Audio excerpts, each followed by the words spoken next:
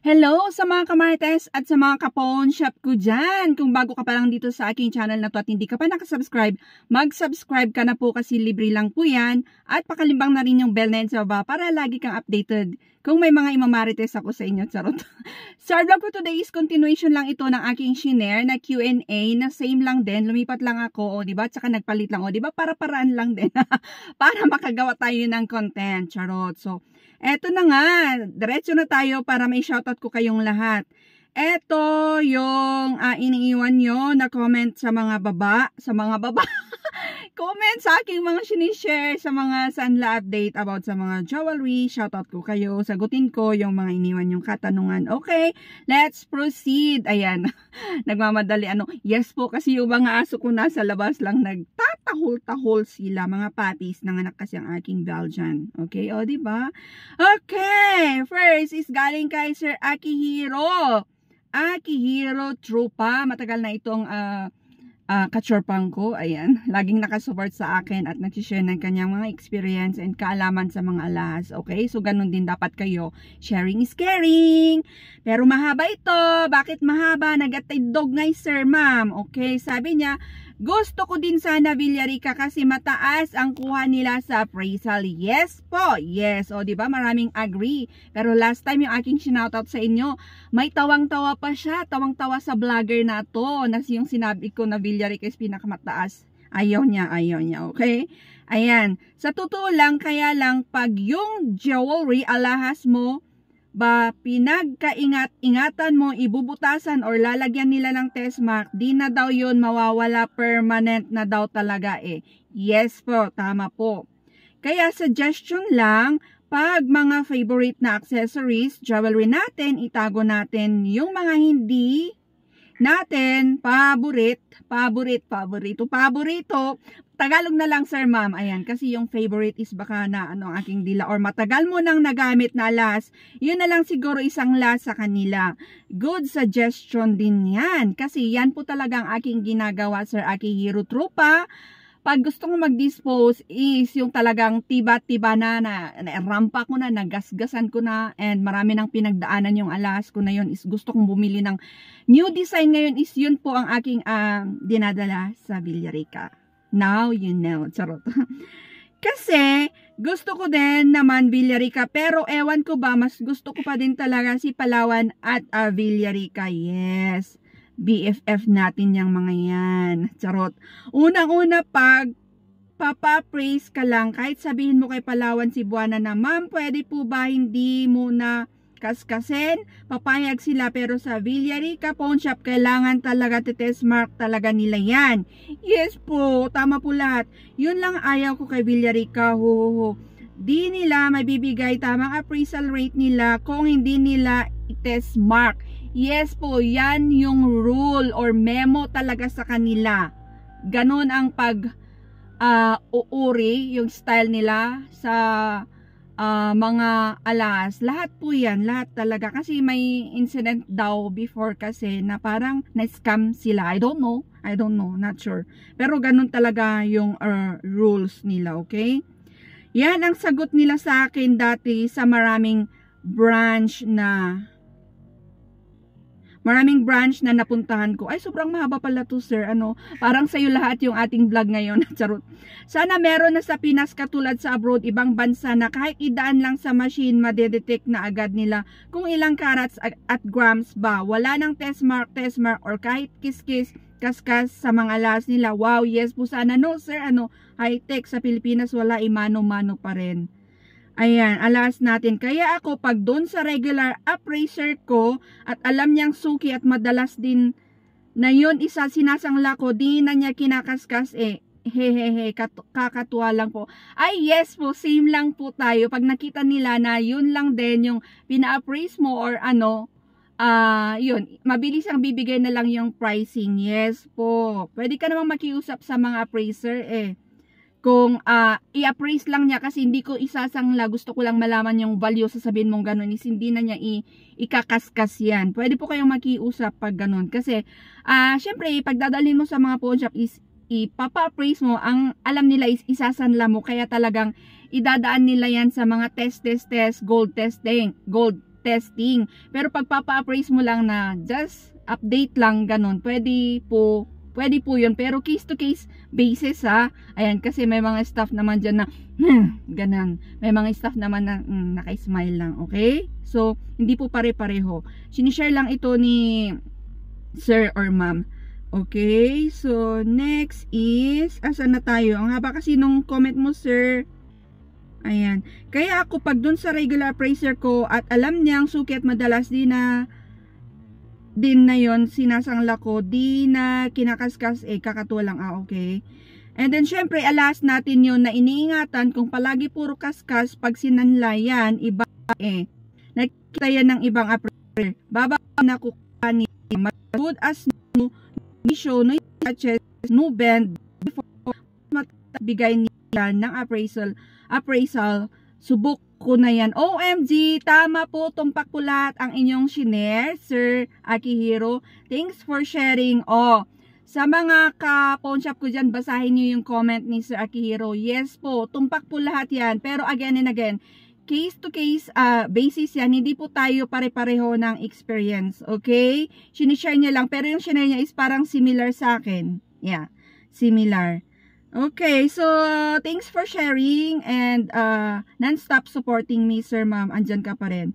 Eto pa, ma'am Beth, pwede po malaman ang 21 carats Palawan next time kasi yung last na aking share na sunlap update ng Palawan is wala tayong 21 dyan. From your avid follower subscriber po, Agyamanak Mot, sir, ma'am, laging panunood sa aking video. Okay? Next is galing kay Ma'am Neo Rose Bautista. Shout out to you. Flex ko dito. Ma'am, tanong ko lang po. Nagsanla po kasi ako sa Cebuana worth 30k na alas. Pwede bang hindi ko na tubusin? Salamat po.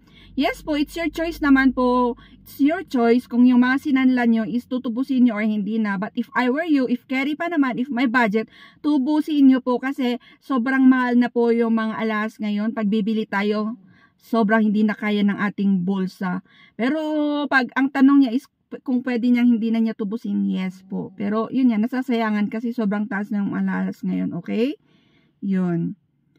Okay. Okay.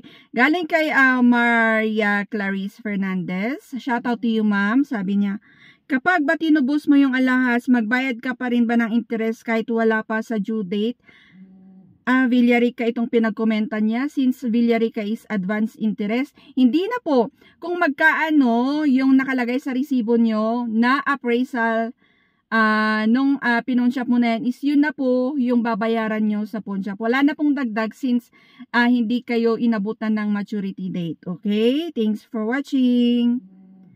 Next is galing kay Unknown. Ayan. Pagkaalam ko, Ma'am Beth, 3,020 pesos na per gram sa 18 carats. Comment niya ito sa sunlap update ko ng Villarica. Wow, thanks for sharing. Ang taas na, so which means nag-update na talaga si Cebuana. Ayan, shinare ng ating ka-pawn shop. Sa Cebuana daw is 3,020 pesos ang per gram sa kanya.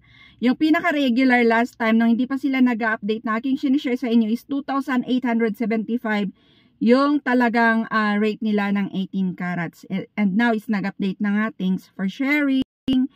Next is galing kay Ellen Pilar. Datihan na rin ito na nanonood sa atin. Shout out to you, ma'am. Ma'am, ask ko lang po bakit ganun po ba yon sa Cebuana? Kasi nag-layaway ako doon. Balance ko na lang 7,900. Tapos this month, nagbigay ulit ako ng 2K. Ang laki ng interest, 241, ganun ba yun, ma'am Beth? Kasi una, kinaltasan na ako ng 4% worth 316. Tas this month, 4% ulit. Every month ba ang interest, ma'am? First time ko kasi mag-layaway, di ko pa alam TY in advance. Sinagot ko na to sa comment na hindi ko alam kasi wa ako knows sa mga layaway sa Cebuana kung paano yung sistema nila ng layaway. And may mga kamarites at mga ka-pawn shop at mga kasyopang tayo na sumagot na rin sa comment ni Ma'am Ellen na yes po, monthly rin daw pala yung 4% na yan, okay?